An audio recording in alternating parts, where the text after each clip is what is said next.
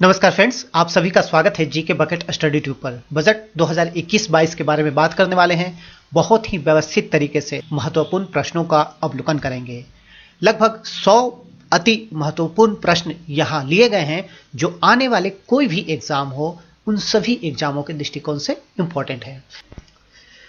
लेते हैं हमारा बजट का पहला प्रश्न। पहला प्रश्न है, बजट क्या है? तो किसी वित्तीय वर्ष के लिए सरकार के खर्चों एवं राजस्व का विवरण बजट कहलाता है।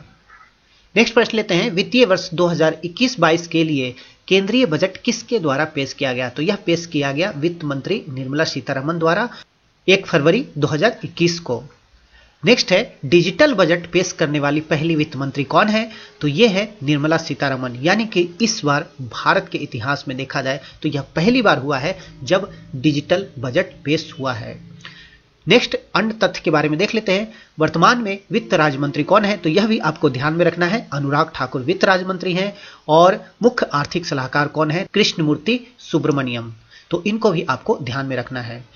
नेक्स्ट लेते हैं, वित्तीय वर्ष 2021-22 के लिए प्रस्तुत केंद्रीय बजट किस पर केंद्रित है? पोस्ट कोविड ईरा में आर्थिक रिकवरी को बनाए रखने हेतु। अगला प्रश्न लेते हैं, भारत में पहला बजट कब पेश किया गया था? तो यह पेश किया गया था ब्रिटिश शासनकाल में, जो उस समय वित्त सदस्य थे जेम्स विल्सन, इनके द्वारा 1860 में प्रस्तुत किया गया था। तो यह आप ध्यान रखें, इंपॉर्टेंट प्रश्न बन जाता है। आजाद भारत के पहले बजट की बात करें तो आजाद भारत का पहला बजट 26 नवंबर 1949 को प्रस्तुत हुआ था और यह हुआ था आर.के. शनमुगम चेट्टी के द्वारा। तो यह भी आपको ध्यान में रखना है।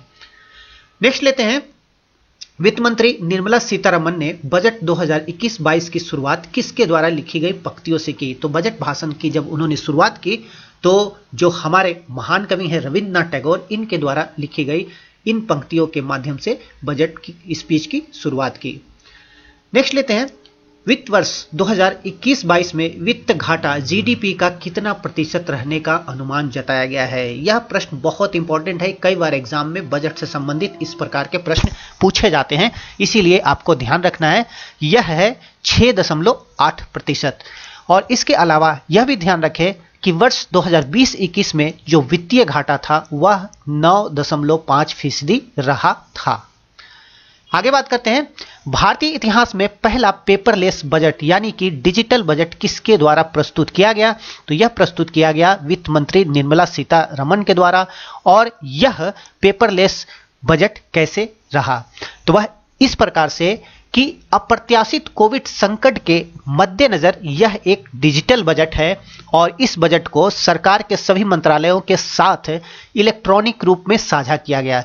यानी कि कागज की प्रति उपलब्ध नहीं कराई गई, बल्कि इलेक्ट्रॉनिक रूप से बजट की जो प्रति है उसको साझा किया गया सभी मंत्रालयों के साथ। और इसके अलावा जो भी सांसद हैं और जो आम जनता है उनको बजट दस्तावेजों को समझने हेतु एक ऐप भी जारी किया गया।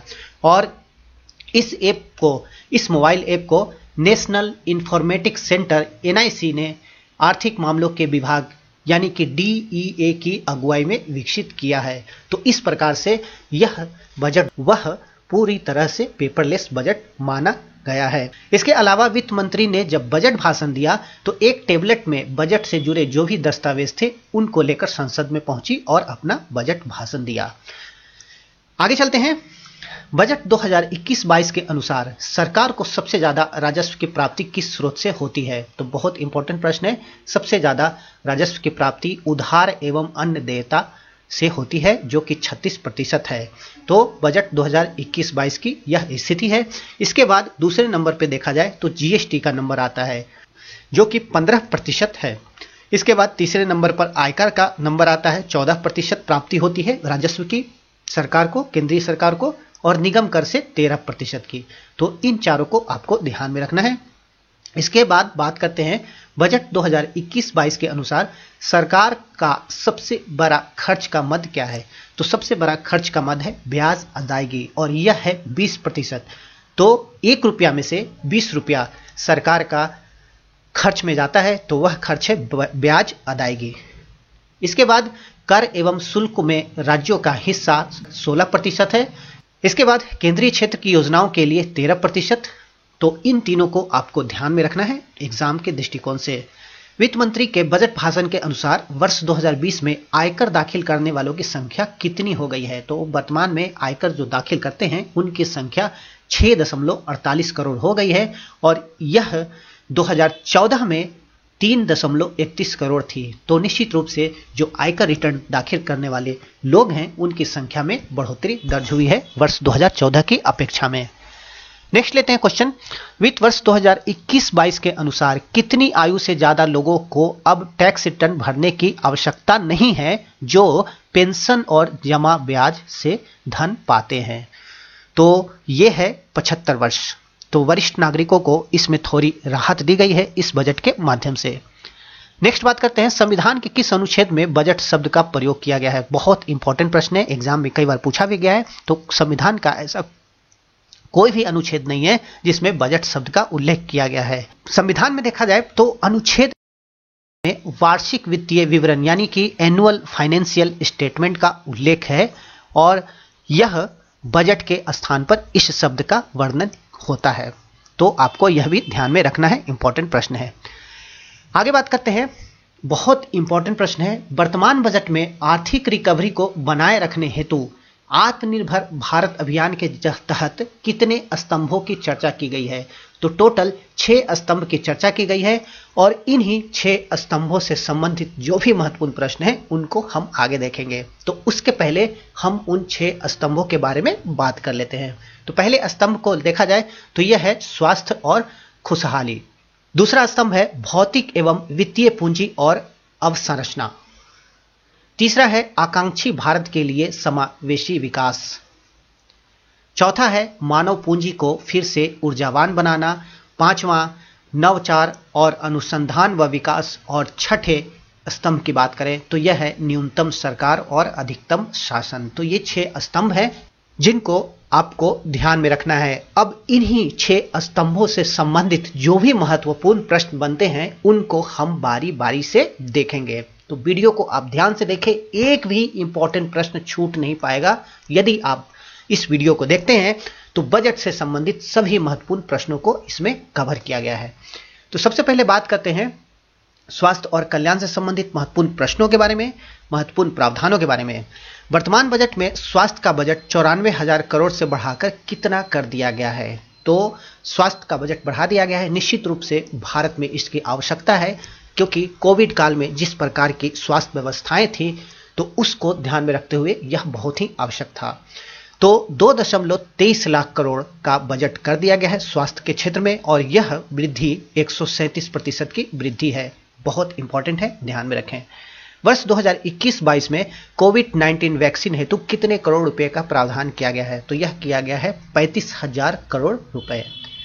नेक्स्ट क्वेश्चन है, वर्ष 2021-22 के बजट भाषण में निर्मला सीतारमण द्वारा किस स्वास्थ्य योजना की घोषणा की गई है? तो यह स्वास्थ्य योजना है प्रधानमंत्री आत्मनिर्भर स्वस्थ भारत योजना।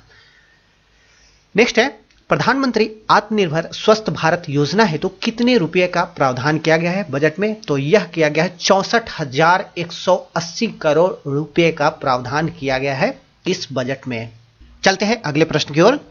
इसके अलावा आपको यह भी बता दूं कि इस वीडियो का पीडीएफ हमारे टेलीग्राम चैनल पर उपलब्ध कर दिया जाएगा। आप चाहें तो वहां से जाकर डाउनलोड कर सकते हैं। अगला प्रश्न लेते हैं, बजट 2021-22 के अनुसार पूरे देश में कितने हेल्थ सेंटर बनाए जाने की बात कही गई है? तो यह है 75,000 हेल्थ सेंटर। नेक्स्ट क्वेश्चन है, बजट 2021-22 के अनुसार कितने नेशनल इंस्टीट्यूट ऑफ वायरोलॉजी बनाए जाने की घोषणा की गई है? तो यह प्रश्न बहुत इंपॉर्टेंट बन जाता है और घोषणा के अनुसार 4 नेशनल इंस्टीट्यूट ऑफ वायरोलॉजी बनाए जाएंगे। नेक्स्ट क्वेश्चन है, पोषक तत्वों को बढ़ाने के साथ साथ इनकी डिलीवरी, पहुंच एवं परिणाम को बेहतर करने के लिए सरकार पूरक पोषण कार्यक्रम और पोषण अभियान का आपस में विलय कर किस मिशन की शुरुआत करेगी? तो इस मिशन का नाम है मिशन पोषण 2.0। तो यह प्रश्न भी बहुत इंपॉर्टेंट है। तो स्वास्थ्य से संबंधित जितने बजटीय प्रावधान हैं उनको आपको विशेष रूप से ध्यान रखना है। वह इसीलिए क्योंकि देखा जाए तो स्वास्थ्य इस बार बहुत ही महत्वपूर्ण मद रहा है बजट में। नेक्स्ट अन्य महत्वपूर्ण तथ्यों को देख लेते हैं। 602 जिलों और 12 केंद्रीय संस्थानों में गंभीर बीमारी की देखभाल से जुड़े अस्पताल ब्लॉक स्थापित किए जाएंगे। अगला प्रावधान 17 नए पब्लिक हेल्थ यूनिट शुरू होंगे तथा देश में 75,000 नए हेल्थ सेंटर बनाए जाएंगे। नेक्स्ट है, अभी तक 5 राज्यों तक सीमित न्यूमोकोकल वैक्सीन की सुविधा को अब पूरे देश में विस्तार किया जाएगा और इससे सालाना 50,000 जो बच्चों की मृत्यु होती थी उसको टाला जा सकेगा। इसके अलावा 2.86 करोड़ घरों में नल कनेक्शनों के साथ सभी 4,378 शहरी स्थानीय निकायों में सार्वभौमिक जल पूर्ति के लिए जल जीवन मिशन शहरी का शुभारंभ किया जाएगा। नेक्स्ट बात करते हैं दूसरे स्तंभ के बारे में, दूसरे पिलर के बारे में, भौतिक और वित्तीय पूंजी और अवसंरचना। पहला है, इसमें बजट में प्रोडक्शन लिंक इंसेंटिव योजना यानी PLI हेतु कितने रुपए का प्रावधान किया गया है? तो यह है 1.97 लाख करोड़ रुपए। इसके अलावा आपको ध्यान रखना है कि आत्मनिर्भर भारत के लिए विनिर्माण वैश्विक दिग्गजों को सृजित करने हेतु 13 सेक्टरों में PLI स्कीम की घोषणा की गई है। तो यह भी आप ध्यान में रखें, कितने सेक्टर? तो 13 सेक्टर। नेक्स्ट लेते हैं, वस्त्र उद्योग को वैश्विक स्तर पर प्रतिस्पर्धी बनाने, बड़े पैमाने पर निवेश आकर्षित करने और रोजगार सृजन को बढ़ावा देने के लिए PLI स्कीम के अलावा किस योजना को शुरू किया जाएगा? तो इस योजना का नाम है मित्र योजना यानी कि मेगा इन्वेस्टमेंट टेक्सटाइल पार्क्स योजना। नेक्स्ट लेते हैं, मेगा इन्वेस्टमेंट टेक्सटाइल पार्क यानी कि मित्र घोषणा के तहत 3 वर्षों में देश में कितने टेक्सटाइल पार्क स्थापित किए जाएंगे? तो टोटल 7 टेक्सटाइल पार्क स्थापित किए जाने की घोषणा की गई है। नेक्स्ट लेते हैं, वर्ष 2021-22 के लिए रणनीतिक विनिवेश द्वारा कितने रुपये प्राप्ति का लक्ष्य रखा गया है? तो सरकार की बहुत ही प्राथमिकता रही है विनिवेश के माध्यम से धन अर्जित करना और इसी के लिए 1.75 लाख करोड़ रुपए का लक्ष्य रखा गया है वर्ष 2021-22 के लिए। नेक्स्ट है, बजट में घोषित राष्ट्रीय रेल योजना 2030 का उद्देश्य क्या है? तो इसका उद्देश्य है 2030 तक भविष्य के लिए तैयार रेलवे तंत्र सृजित करना। नेक्स्ट क्वेश्चन है, 2030 तक रेलवे व्यवस्था को अपडेट करने हेतु, अद्यतन करने हेतु इस बजट में कितने रुपए खर्च करने की घोषणा की गई है? तो यह है 1,10,000 करोड़ रुपए खर्च करने की घोषणा की गई है ताकि जो रेलवे व्यवस्था है उसको अपडेट किया जा सके। नेक्स्ट है, बजट घोषणा के अनुसार रेलवे हेतु किस योजना को लागू किया जाएगा? तो रेलवे हेतु योजना घोषित की गई है और इसका नाम है राष्ट्रीय रेल योजना 2030। नेक्स्ट क्वेश्चन है, वित्त मंत्री द्वारा की गई घोषणा के अनुसार ब्रॉड गेज रेलवे लाइन का 100% विद्युतीकरण का कार्य कब तक कर लिया जाएगा? तो यह कार्य पूरा किया जाएगा वर्ष 2023 तक। तो बहुत ही इंपॉर्टेंट प्रश्न है, यह भी ध्यान में रखना है। बजट घोषणा के अनुसार टीयर 2 और टीयर 1 शहरों के आसपास के इलाकों में कम लागत में समान अनुभव, सुविधा और सुरक्षा से युक्त मेट्रो रेल प्रणालियां उपलब्ध कराने के लिए कौन सी 2 नई तकनीक लागू की जाएगी? तो इन 2 नई तकनीकों को आपको याद रखना है। इसका नाम है मेट्रो लाइट और मेट्रो नियो। तो इन दोनों की व्यवस्था टीयर 1 और टीयर 2 शहरों में आरंभ की जाएगी। नेक्स्ट है, वित्तीय वर्ष 2021-22 के बजट में घोषित वॉलंटरी व्हीकल स्क्रैपिंग पॉलिसी के तहत कितने पुराने वाहनों को अनफिट माना जाएगा? यानी कि कितने वर्ष पुराने वाहनों को अनफिट माना जाएगा? तो 20 वर्ष पुराने जो भी पर्सनल वाहन हैं उनको अनफिट माना जाएगा और 15 वर्ष पुराने जो कमर्शियल वाहन हैं उनको इस पॉलिसी के तहत अनफिट माना जाएगा। तो यह भी ध्यान में रखना है। नेक्स्ट है, वर्ष 2021-22 में रक्षा बजट हेतु कितने रुपए का प्रावधान किया गया है? तो यह किया गया है 4,78,196 करोड़ रुपए रक्षा बजट के लिए। नेक्स्ट लेते हैं, ऊर्जा क्षेत्र हेतु वर्ष 2021-22 में किस मिशन को शुरू करने की घोषणा की गई है? तो बहुत ही इंपॉर्टेंट है। इस मिशन का नाम है हाइड्रोजन एनर्जी मिशन और इस मिशन के तहत जो भी ग्रीन पावर स्रोत हैं उनसे हाइड्रोजन पैदा किया जा सकता है। तो यह बहुत इंपॉर्टेंट प्रश्न बन जाता है। नेक्स्ट है उज्ज्वला स्कीम का विस्तार करते हुए कितने और लाभार्थियों को जोड़े जाने का लक्ष्य रखा गया है इस बजट के अनुसार। तो 1 करोड़ और लाभार्थी को इसमें जोड़ा जाएगा। और इसके अलावा आपको यह भी ध्यान में रखना है कि वर्तमान में 8 करोड़ लाभार्थी को इस योजना का लाभ दिया जा चुका है, उज्ज्वला स्कीम योजना का। नेक्स्ट क्वेश्चन है बजट के अनुसार किस राज्य या संघ शासित क्षेत्र में एक गैस पाइपलाइन परियोजना शुरू की जाएगी। तो गैस पाइपलाइन परियोजना शुरू किए जाने की योजना है और यह राज्य है, संघ शासित प्रदेश है जम्मू कश्मीर। तो जम्मू कश्मीर आपको याद रखना है, संघ शासित प्रदेश जम्मू कश्मीर। नेक्स्ट है सरकारी बैंकों के पुनर्पूंजीकरण हेतु कितने रुपए का प्रावधान किया गया है। तो देखा जाए तो सरकार के समक्ष एक बहुत बड़ी समस्या है एनपीए की, और इसी को देखते हुए बैंक जो समस्या का सामना कर रहे हैं उसी के लिए यह प्रावधान किया गया है सरकार के द्वारा, और यह है 20,000 करोड़। नेक्स्ट है बीमा क्षेत्र में स्वीकार एफडीआई की जो सीमा है 49% 49%, उसे बढ़ाकर 74% करने और आवश्यक सुरक्षा के साथ विदेशी स्वामित्व एवं नियंत्रण की अनुमति देने के लिए किस बीमा अधिनियम में संशोधन का प्रस्ताव किया गया है। तो आपको ध्यान रखना है, बहुत ही इंपॉर्टेंट है। बीमा क्षेत्र में जो एफडीआई अभी तक 49% था उसे बढ़ाकर 74% करने की घोषणा की गई है, और इसके लिए बीमा अधिनियम 1938 में आवश्यक संशोधन हेतु प्रस्ताव किया गया है। नेक्स्ट है वित्त वर्ष 2021-22 में सार्वजनिक क्षेत्र के किन महत्वपूर्ण उद्यमों का विनिवेश को पूरा करने का लक्ष्य रखा गया है। तो कुछ महत्वपूर्ण संस्थान हैं सार्वजनिक क्षेत्र के जिनको आपको ध्यान में रखना है। इनमें से BPCL, Air India, Shipping Corporation of India, Container Corporation of India, IDBI Bank, BEML, Pawan Hans और नीलांचल इस्पात निगम लिमिटेड। तो ये कुछ नाम हैं सार्वजनिक क्षेत्र के जिनको की विनिवेश का लक्ष्य रखा गया है सरकार के द्वारा। तो आप ध्यान में रखें, ऑप्शन में पूछा जा सकता है।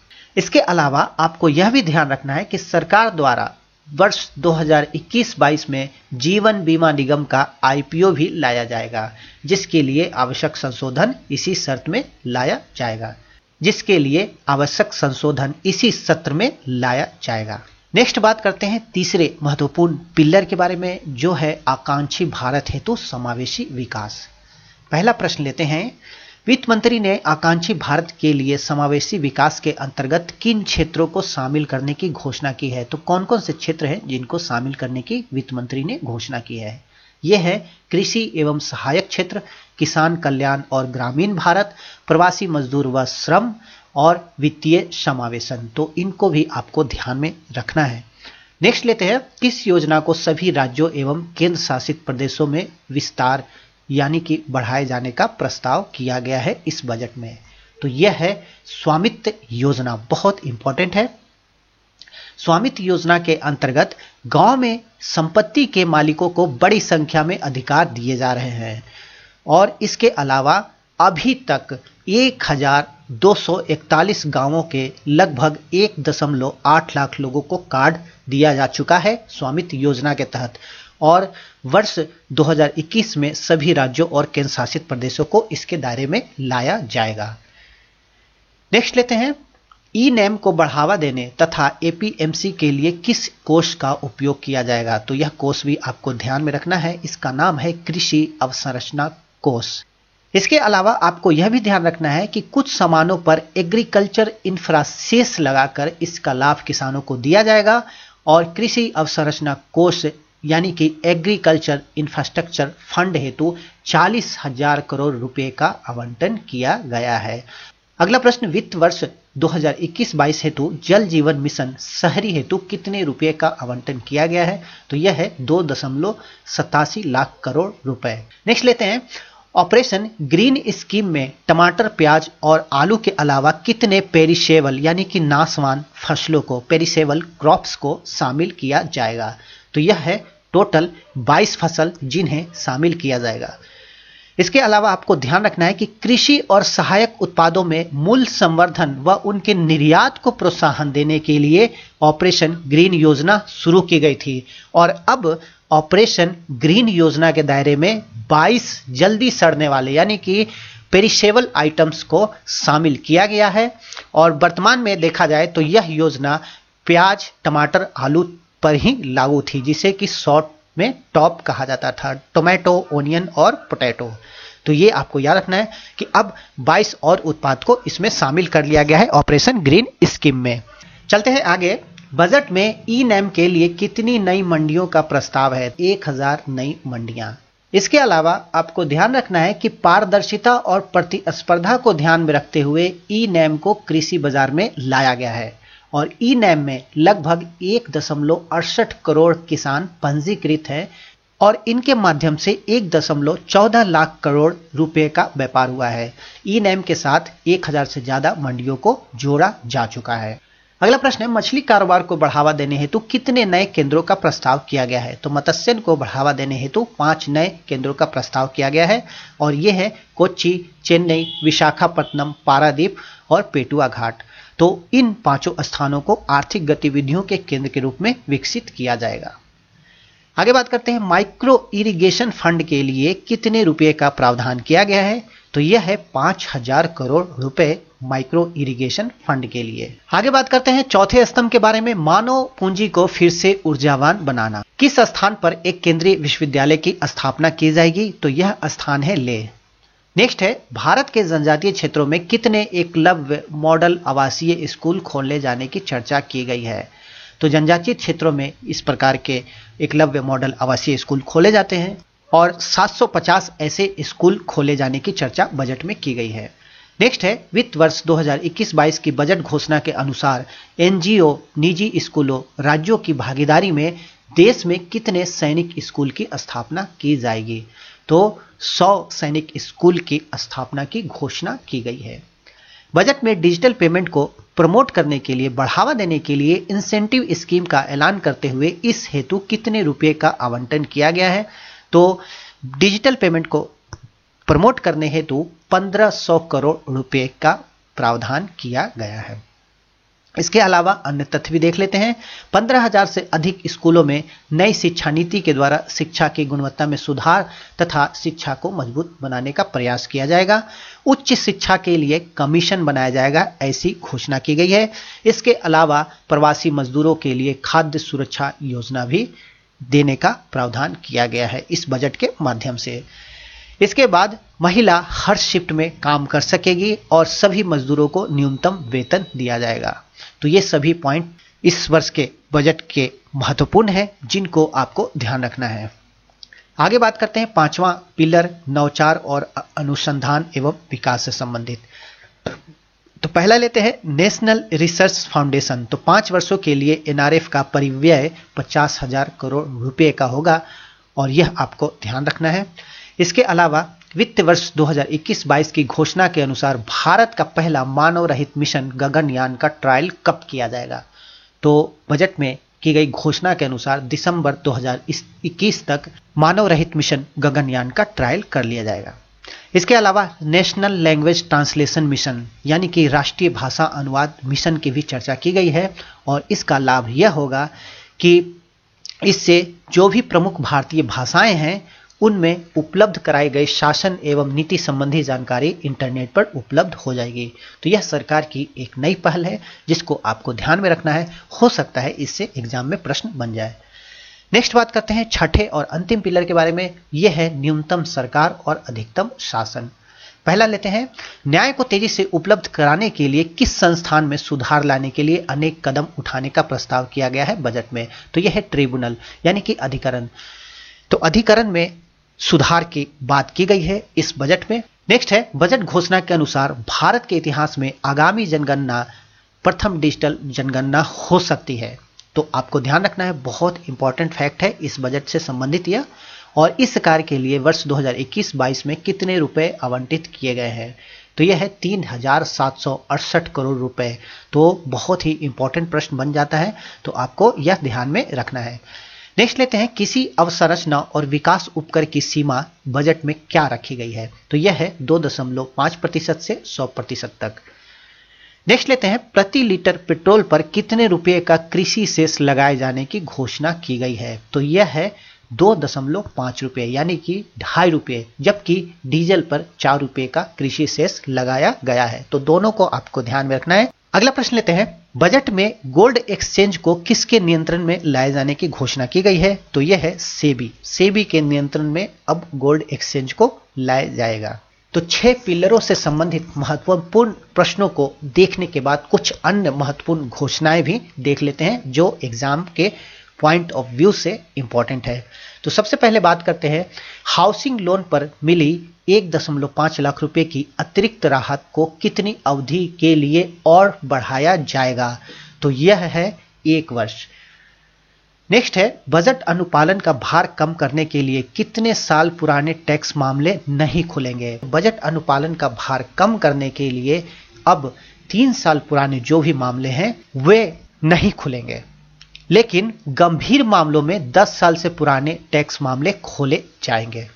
तो आपको ध्यान रखना है कि बजट अनुपालन का भार कम करने के लिए आयकर कार्रवाई को मौजूदा 6 साल से कम करते हुए 3 साल समय सीमा कर दिया गया है। इसके अलावा कर प्रवंचना के गंभीर मामलों में जहां 1 वर्ष में 50 लाख या उससे अधिक की आय छुपाने के सबूत मिलते हैं, प्रमाण मिलते हैं, तो ऐसे मामले में संबंधित आकलन को 10 वर्ष तक दोबारा खोला जा सकता है। तो यह दोनों फैक्ट आपको याद रखना है।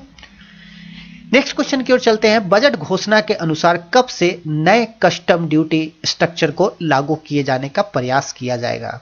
तो यह किया जाएगा 1 अक्टूबर से। तो ये थे बजट से संबंधित बहुत ही महत्वपूर्ण प्रश्न। इसके अलावा आपको बता दूं कि हमारे चैनल के जो बुक है उसको भी अब आप अपने घर पर मंगवा सकते हैं। ज्यादा विवरण के लिए आप डिस्क्रिप्शन बॉक्स देख सकते हैं। Thank you very much.